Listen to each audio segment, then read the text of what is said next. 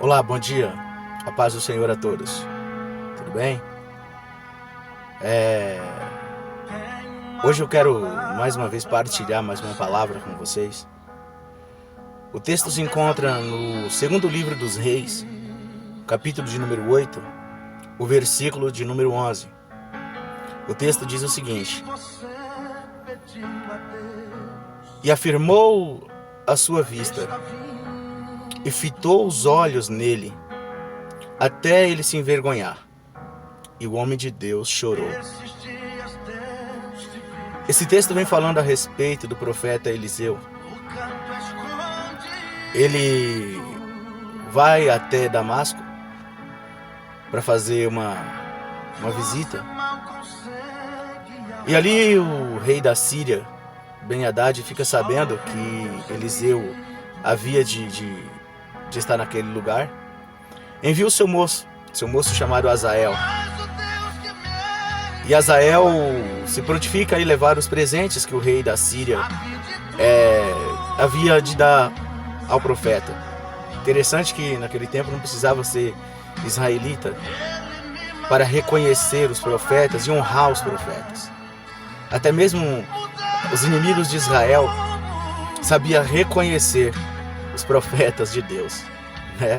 Isso é bem interessante, muito importante isso. Ben-Hadad, ele reconhecia a pessoa de Eliseu como um grande homem de Deus, como um homem íntegro, e presenteou. Se você olhar no texto, eu não vou me apegar a detalhes, você vai ver o tamanho do presente que ele envia para Eliseu.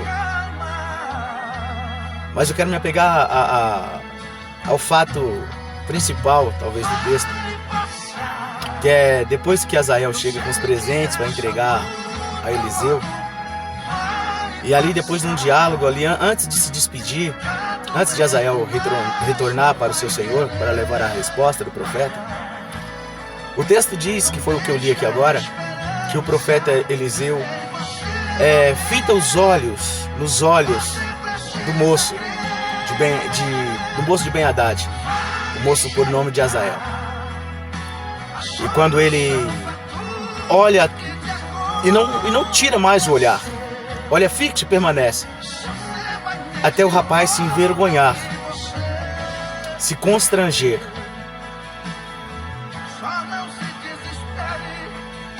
E Eliseu começa a chorar. Ali desce um rolo de revelação, uma visão de Deus desce sobre o profeta do Senhor.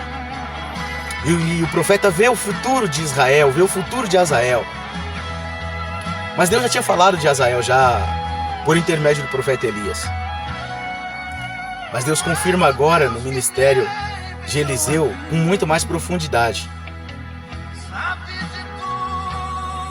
Deus mostra para Eliseu o que Azael ia fazer, as atrocidades que Azael ia fazer com o povo de Deus.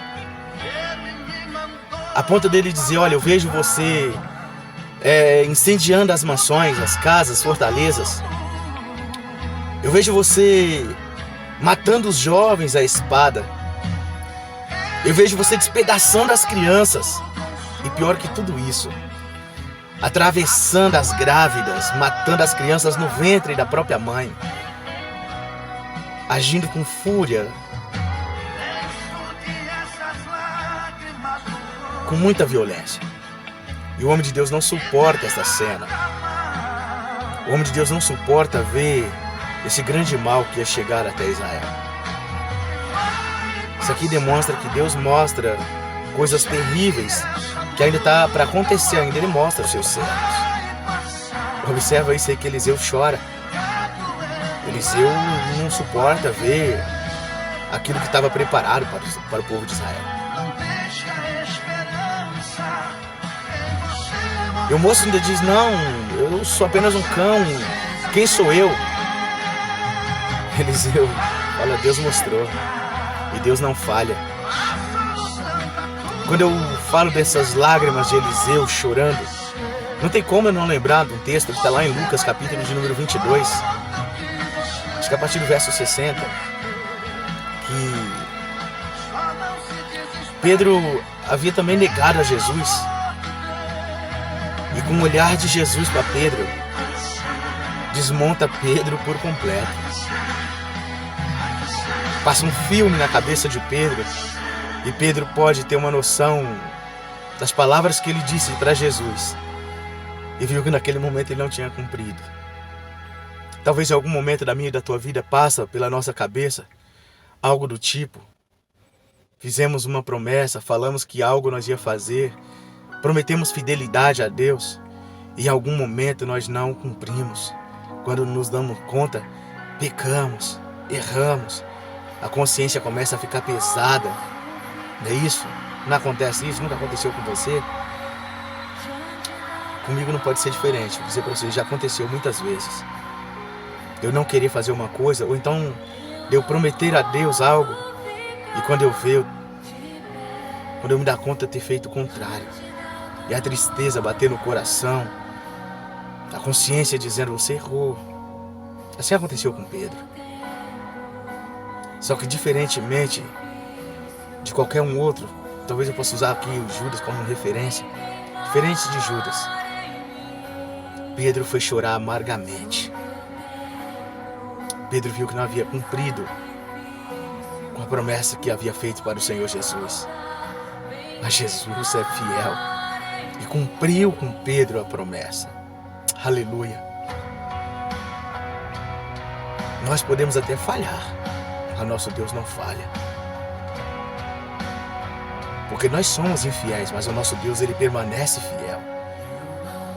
Independente do que você fez, independente dos teus pecados que tu cometeu, o Senhor está pronto a te perdoar. Basta apenas uma coisa: você se arrepender.